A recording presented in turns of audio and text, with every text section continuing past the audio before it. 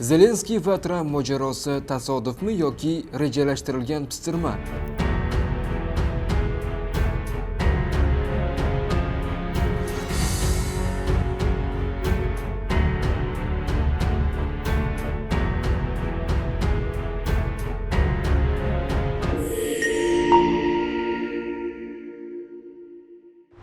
Ekspertlar fikriga e'tibor bersak, Ukraina prezidenti Vladimir Zelenskiyning 28 fevral kuni Oq uyda AQSh prezidenti Donald Tramp va vitse-prezidenti J.D. Vance bilan uchrashuvi diplomatik mojaro bilan yakunlangan edi. Tramp Zelenskiyni Rossiya bilan urushni tugatishni istamaslikda, Vance esa uni AQShni hurmat qilmaslikda aybladi. Janjal tufayli tomonlar Ukrainadagi foydali qazilmalar bo'yicha kelishuvni imzolamadi. Meduza mojaro kim tomonidan boshlangani va u rejalashtirilgan yoki yo'qligi haqida turli ekspertlarning fikrlarini to'pladi. Ko'pchilik Donald Tramp va J.D. Vance'ni janjal sababchilari deb hisoblaydi. Ayrimlar AQSh vakillari Zelenskiyga hujum qilgan desa, boshqalar mojaroning o'zi oldindan rejalashtirilgan deb ta'kidlashmoqda. Britaniyalik siyosatshunos London qirollik kolleji qoshidagi Rossiya tadqiqotlar instituti xodimi bu tasodifiy falokat emas. Myunxendan boshlab Tramp atrofdagilari Ukrainani qanday qilib tuzoqqa tushirish haqida suhbat qurmoqda. Agar haqiqiy tinchlik kelishuviga erishish imkonsiz bo'lsa, kimnidir aybdor qilib ko'rsatish kerak edi. Bu kimdir katta ehtimol bilan ukrainaliklar bo'lishi kerak edi. Amerikalik tarixchi va Shotlandiyadagi St. Andrews universitetining xalqaro munosabatlar maktabi rahbari Tramp Zelenskiyga bosim o'tkazib, uni Putinga qulay shartlarda tinchlik kelishuvini imzolashga majburlamoqchi bo'ldi. Zelenskiy rad etdi. Oxirida Tramp buni ochiqchasiga aytdi.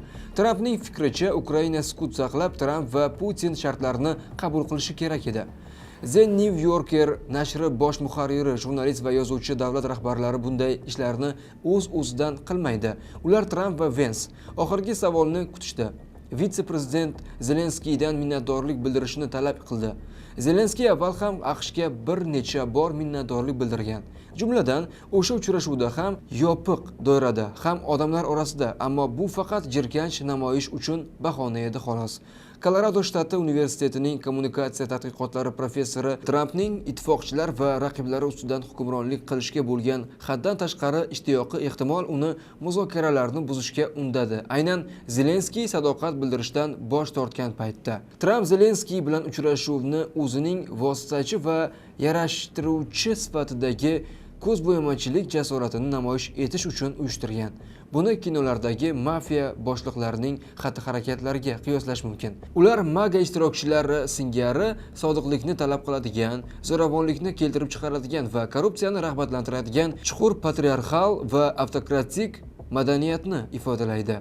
Prezident va vitse-prezident Zelenskiyni kamsitish, qo'rqitish va haqoratlashda zo'ravonliklarning tili va ritorikasidan foydalanishdi.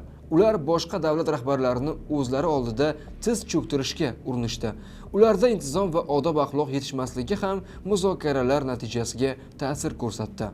BBCning diplomatik masalalar bo'yicha muxbiri Vance'ning AQShga tashrif buyurgan boshqa davlat rahbarlariga nisbatan hujumkor munosabati vitse-prezident uchun g'ayritabiiy xatti-harakatdir. Odatda vitse-prezidentlarning vazifasi saylovlarda g'alaba qozonishga ko'maklashish va so'ngra rahbar yonida sukut saqlab o'tirishdan iborat. Biroq Vance Trampning birinchi vitse-prezidenti ancha diplomatik bo'lgan Mike Pence'dan tubdan farq qiladi. Vance'ning asosiy vazifasi Trampning ko'p jihatdan instinktlarga asoslangan tashqi siyosatini oqlash deb hisoblaydi. Chamasi u Tramp ma'muriyatida baqiroq rolini o'z zimmasiga olgan va endi raqiblarga nisbatan prezidentdan ham ko'ra keskinroq hujumlar qilmoqda. Zelenskiyning bu uchrashuvdagi maqsadlari Trampnikidan keskin farq qilardi. Zelenskiyga bu yerda eng muhimi ular tuzmoqchi bo'lgan bitimni nishonlash va amerikaliklarga bu Ukraina hamda AQSh uchun nima uchun foydali ekanini tushuntirish kerakligi uqtirilgandi. Ma'muriyatning rejalari shunday edi, biroq Zelenskiy butunlay boshqa narsani istardi. Tramp va Vance'ni Zelenskiyning aytganlari emas, balki u buni qayerda va qachon aytgani g'azablantirdi. Uning Amerika xalqini boshqarishga urinishi ularning g'azabini keltirdi. AQSh prezidenti Donald Tramp Kiyevga barcha harbiy yordamni to'xtatishni buyurdi. Bu haqda Bloomberg xabar berdi. Ma'lum qilinishicha, AQSh Ukrainaga barcha joriy harbiy yordamni uning rahbariyati tinchlikka sodiqligini namoyish etmaguncha to'xtatadi. Pentagonning yuqori martabali vakili mazkur ma'lumotni tasdiqlagan. Oq uydagi janjaldan so'ng Tramp agar ukrainalik hamkasbi Vladimir Zelenskiy tinchlik istayotganini tasdiqlasa, Kiyev Washington bilan muzokaralarga qaytishi mumkinligini aytdi. Gap hozirda Ukrainada bo'lmagan Amerika harbiy texnikasini, jumladan Polsha orqali o'tayotgan qurollarni yetkazib berishni to'xtatish haqida ketmoqda. Tramp mudofaa vaziri Pit Heksetga tegishli buyruq bergan.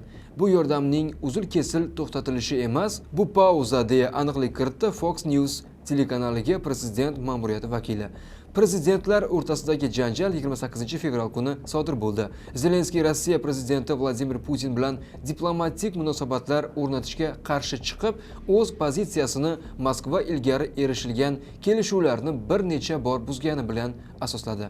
Demokrat.uz'ni kuzatib boring.